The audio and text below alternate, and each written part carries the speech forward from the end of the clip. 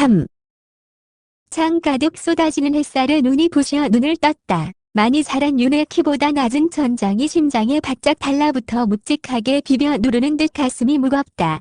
커튼으로 햇살을 중화시키고 다시 이불을 뒤집어 썼다. 이불 속으로 거대한 두려움이 함께 눕는다. 얼굴만 빠끔히 내밀고 이불을 목까지 끌어당겼다. 몇 년째 같은 아침이다. 자신의 숨소리가 전해 들려야 잠에서 깼다는 걸 느낄 수 있는, 자신 외에 아무도 존재하지 않는 곳에서 눈을 뜨는 아침. 완전히 혼자다. 윤은 크게 숨을 쉬어보았다. 그래도 괜찮다. 할머니도 엄마도 때가 되어 모두 떠난 덕분이니까. 윤은 모든 생각을 떨쳐버리려는 듯 머리를 흔들며 자리에서 일어났다. 윤은 세수도 하지 않고 슬리퍼를 끌고 어슬렁어슬렁 이모의 식당으로 향했다. 진가는 배고픔을 참으며 윤을 기다렸다. 윤이 식탁에 앉자마자 먹성 좋게 두 그릇을 비웠다. 윤은 아침을 먹는 둥 마는 둥 하고 앉아만 있다가 술을 놓았다. 진가가 자신이 올 때까지 밥을 먹지 않는 것을 알았기에 오지 않을 수도 없었다. 새꼬챙이 같이 해가지고 밥 좀 퍽퍽 떠먹어라. 윤은 이모의 잔소리를 들은 채도 않고 다방으로 다시 돌아왔다. 다방문을 여는 윤의 시야 한켠에 걸리는 무언가가 있었다. 또다시 원추리의 계절이다. 밤새 피었다 이제 지려던지 원추리 중 몇 개가 채 지지 못하고 쭈글쭈글하게 피어있다. 윤은 반바지 주머니에 양손을 찔러 넣은 채 슬리퍼를 질질 끌고 원추리 앞에 앉았다. 너도 정말 징글징글하다. 매년 이맘쯤이면 어김없이 피는 원추리를 보며 반가움 반, 원망 반으로 그 앞에 쭈그리고 앉았다. 꽃잎을 손가락으로 살살 비비며 그 속을 가만히 들여다보았다. 샛노래진 머릿속은 언제나 흐리멍덩한 분노와 원망만을 만들어냈다. 할머니가 퍼붓던 구수한 욕들, 술 냄새를 풍기며 자신을 끌어안던 엄마의 품, 함께였던 시간들, 그래서 완전했던 꽃다방. 그 꽃다방이 그리웠다.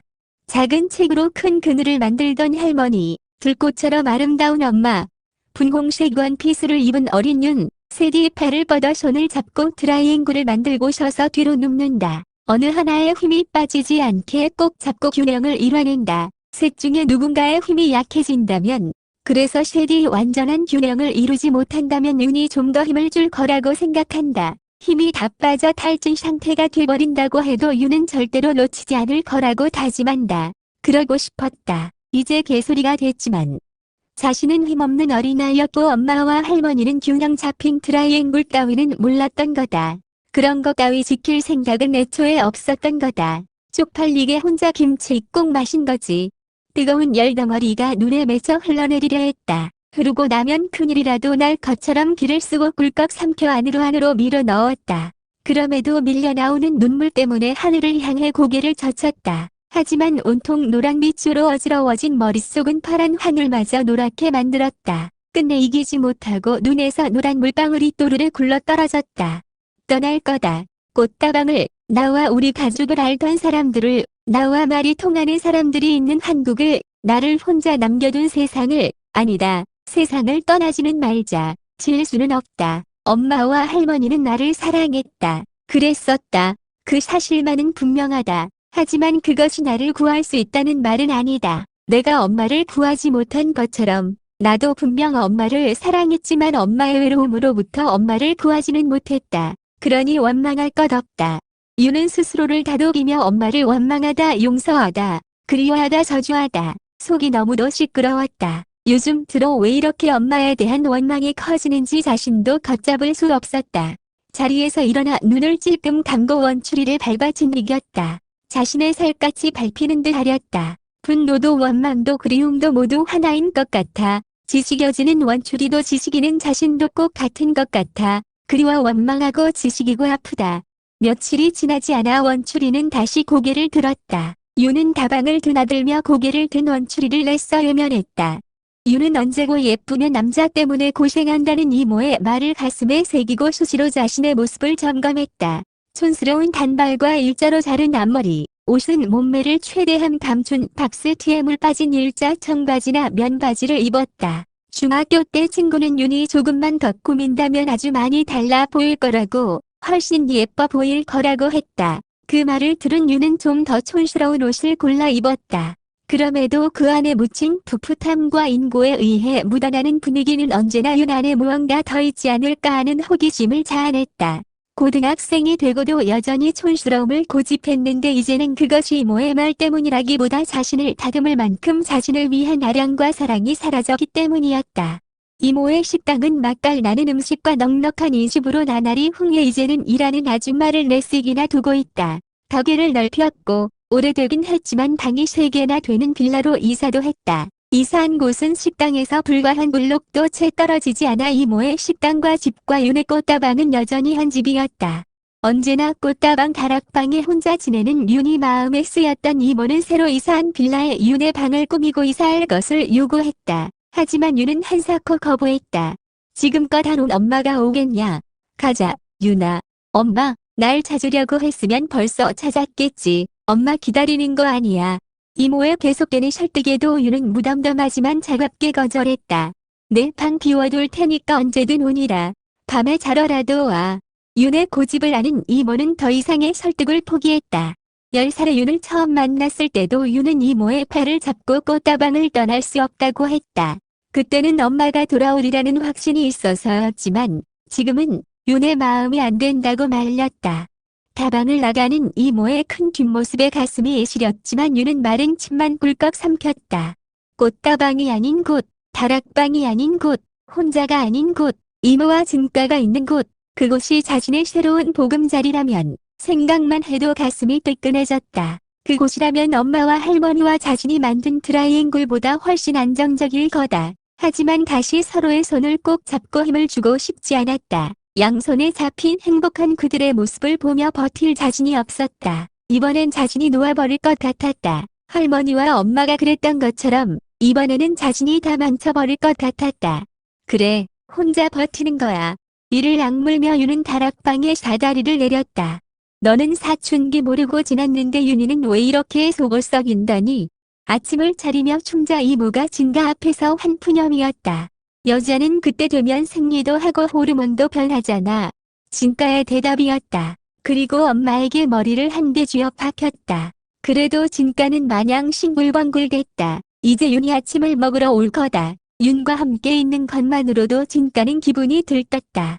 최근 들어 윤의 식사는 하루 걸러 하루가 되고 있다. 공기를 밥 먹듯 하고 다방의 주방에서 라면을 주식으로 한 지 오래다. 이모가 아무리 반찬을 해날라도 그랬다. 그럴 때면 진가는 다방으로 가 윤이 잔뜩 쌓아둔 설거지를 하며 노래를 흥얼거렸다. 엄마와 윤과 함께 밥을 먹는 것도 좋았지만 윤과 단둘이 다방에 있는 건 더 좋았다.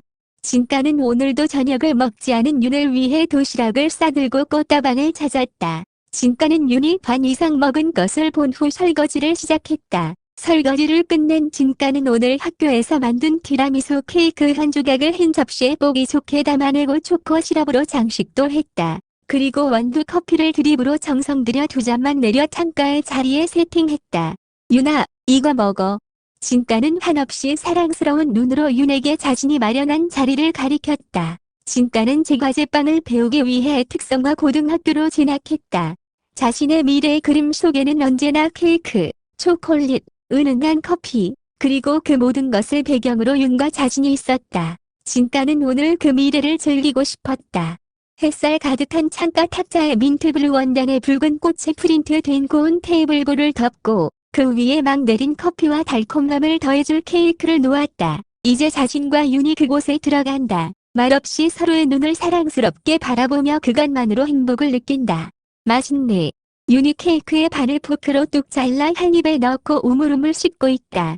그것도 고상함으로 덮은 테이블에 불량하게 기대서서. 진가가 제지할 틈도 없이 윤은 자판기 커피 마시듯 뒷니 사이로 커피를 찔끔거리며 입가심까지 했다. 이것도 맛있네. 진가는 잘 차려놓은 자신의 무대로 달려가 망연자실한 표정으로 섰다. 잘 먹었어? 실망한 목소리에 진가는 애써 마음을 다독였다. 넌 역시 재능이 있어. 윤의 건들거리는 칭찬을 들으며 진가는 기분 좋은 미소를 지었다. 맛있게 먹었다는 윤의 표정이 썼다. 진가는 이유를 몰라 멀뚱히 앞에 섰다. 어두운 표정에 윤은 깊은 숨을 쉬며 자리에 앉아 눈을 감았다. 괴로운 생각에 잠긴 듯 덮인 눈과 풀 속 눈동자가 떨렸다. 자신의 케이크도 커피도 채울 수 없는 헛헛함이 눈을 감은 윤 안에 가득했다. 진가는 속이 쓰렸다. 그리고 그런 윤을 끝까지 지켜주리라 다짐한다. 진가야, 나 여길 떠나면 어떨까? 눈을 뜬 윤이 공허하게 말했다. 놀란 진가는 말을 잇지 못했다. 윤의 눈꺼풀이 무겁게 다시 내려앉았다. 아니, 그냥 생각해본 거야. 신경 쓰지 마. 내가 어디로 가겠어? 가족이 있는 것도 아니고 돈이 있는 것도 아니고. 공허한 윤의 눈에 진가는 마음이 무너지고 또 무너졌다. 엄마가 떠나고도 윤은 변화를 원치 않았다. 그래서 꽃다방을 떠나는 것을 거부한 것이기도 했다. 그리고 자신의 심경 변화에 대해서도 무뎌지려 했었다. 잠들기 전 어두운 다락방에 누워있을 때는 불현듯 두려운 생각도 들었지만 자신의 어지러운 속까지 감당하기는 힘들어했어 모른 척했다. 그러던 어느 날 참았던 감정이 터지고 말았다. 발단은 중학교 졸업여행이었다. 들뜬 마음으로 떠난 졸업여행 장소는 부산이었다. 그때까지 윤의 생활은 비교적 무난했다. 모나지도 않았고 도드라지지도 않았다. 본능적인 자기방어와 같은 것이다. 어떤 식으로든 빗나간 상태는 외부의 부재와 내부의 결핍을 각인시키고 말 테니까. 부산역을 내려 용두산 공원에서 점심을 먹은 후 보수동 책방골목으로 장소를 옮겼다. 어린 소녀들에게도 보수동 골목에 오랜 채취는 낭만을 불러일으켰다. 윤은 친구들과 기념사진도 찍고 책도 한 권 골랐다. 고른 책은 모파상의 여자의 일생이었다. 책장의 한편에 지나온 세월을 고스란히 드러내려는 듯 누렇게 바른 책을 본 순간 윤은 그냥 지나치지 못했다. 무엇이 윤의 가슴을 짠하게 만들었는지는 몰랐지만 작은 동요가 일었다. 다음으로 간 곳은 그와 연결된 국제시장이었다. 없을 것 빼고는 다 있다는 고시장 같은 분위기의 분주함에 취해 친구들과 몰려다니며 빈티지 매장에 들어설 때였다. 윤은 무언가 보았다. 무언가 예전에 맡았던 향기를 맡았다. 그리고 그 의미를 깨달았다. 그 모든 것은 순간이었다. 윤은 그대로 굳어버렸다. 시면의 불안을 깨우는 요동치는 그리움을 따라 고개를 돌렸다. 그리고 그곳에서 오랜 시간 알았던 하지만 너무도 낯선 자신의 밑바닥에 가라앉아 언제나 자신을 짓누르던 누군가를 보았다. 엄마, 아직도 꽃향기를 풍기는, 아직도 아름다운, 아직도 젊은, 달라진 머리와 달라진 스타일과는 무관하게 그 안에 존재하는 동일한 존재를 발견했다. 윤의 눈은 많은 사람들 속에서 엄마를 찾아냈다. 윤의 코는 엄마와 자신 사이에 흐르는 수많은 냄새 중 엄마의 향기만 골라내었다. 그 넓고 복잡한 공간 속에 엄마만 있는 듯 윤은 정확히 엄마만 보았다. 엄마, 차곡차곡 쌓인 그리움의 크기만큼 엄마에게로 내달리려던 윤의 심장이 멈추었다. 엄마의 손에 잡힌 유모차. 그리고 유모차에 앉아 잠든 아이, 4~5살쯤으로 보이는 남자애는 세상 모른 채 평온히 잠들어 있었다. 목을 빼고 엄마를 향해 달리려던 윤의 발이 움직이지 않았다. 아이의 얼굴에 따가운 빛이 들지 않도록 유모차의 지붕을 손보던 엄마가 잠시 멈칫했다. 그리고 윤을 향해 고개를 돌리려는 찰나 윤은 그 자리에 주저앉아 버렸다. 쭈그리고 앉아 무릎에 얼굴을 묻었다. 친구들이 의아해 윤의 어깨를 흔드는 동안에도 윤은 고개를 들지 않았다. 엄마는 몰려있는 여중생들의 모습을 물끄러미 바라보았다. 교복을 입은 여중생들 사이에 엄마가 아는 얼굴은 없다. 엄마는 무심히 눈길을 거둔 채 그 자리에서 사라졌다. 윤은 엄마의 향기가 사라진 걸 알았다. 천년 같은 얼마의 시간 속에서 윤은 짧은 눈물을 흘렸다. 하지만 일어나면서 쑥 닦아버렸다. 갑자기 배가 아파서 말갛게 일어나는 윤을 친구들은 괜찮으냐며 토닥였다. 윤의 시선이 엄마가 있던 가방 가게로 향했지만 엄마는 이미 흔적도 없이 사라진 후였다. 여행에서 돌아온 윤은 밤마다 잠을 이루지 못했다. 꽤 많은 시간이 지났는데도 자신은 엄마의 모습을 단박에 알아보았다. 그렇게 멀리 떨어져서도 엄마의 향기를 맡을 수 있었다.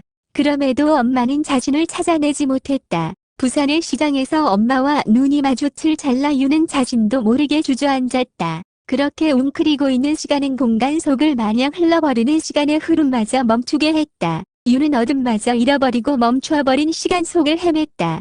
아무리 자신이 친구들 사이에 가려졌더라도, 아무리 자신이 웅크려져 얼굴을 보이지 않았더라도, 아무리 자신의 키가 엄마가 떠날 때보다 많이 자랐더라도, 자신의 어깨를 엄마가 두드릴 것만 같았다.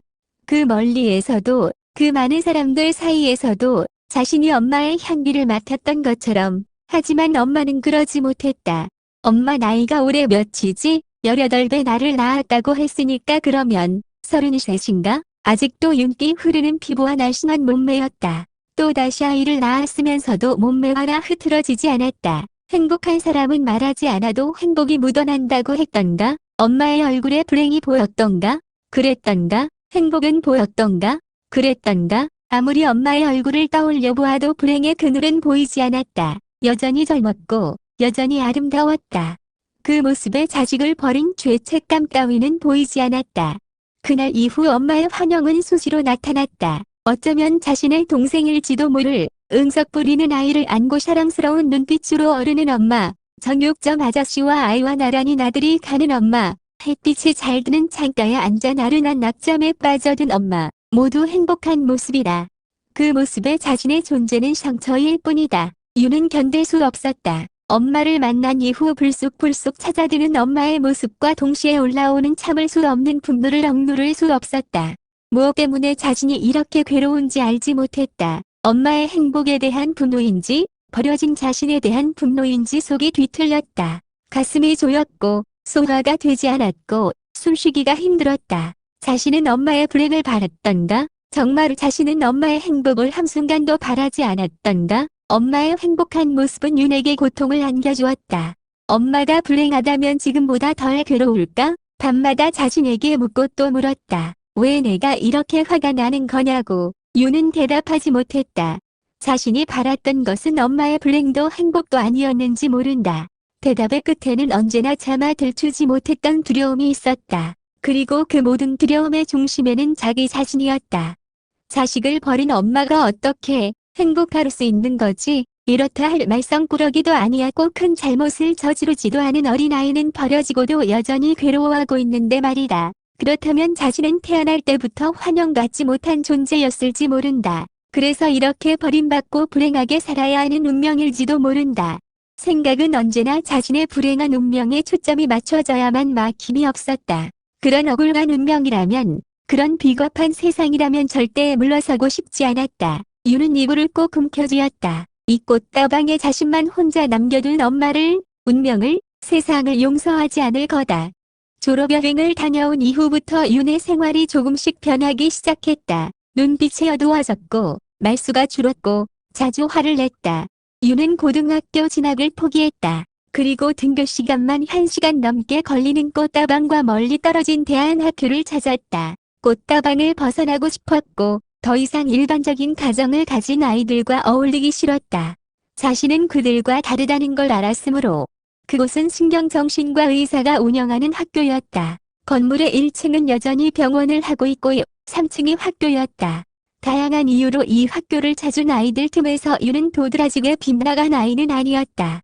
엄마와 할머니에 대한 원망이 조금씩 커짐과 동시에 꽃다방을 떠나야겠다는 생각도 매일 조금씩 커졌다. 이모는 윤이 사춘기라서 그렇다며 윤을 다독이고 헤아려 했었다. 하지만 윤은 나아지지 않았다. 점점 비뚤어지는 윤의 변화에 이모는 자신을 탓하며 어쩔 줄을 몰라 했다. 윤은 이모 탓이 아니라고 말해주고 싶었지만 그러기 위해서는 엄마를 만난 이야기가 필요했고 그러고 나면 자신의 판도라 상자가 열려 자신의 세상도 자신을 낳은 이 세상도 엉망이 되고 말 것 같았다. 끝내 엄마를 만났다는 말은 하지 못했다.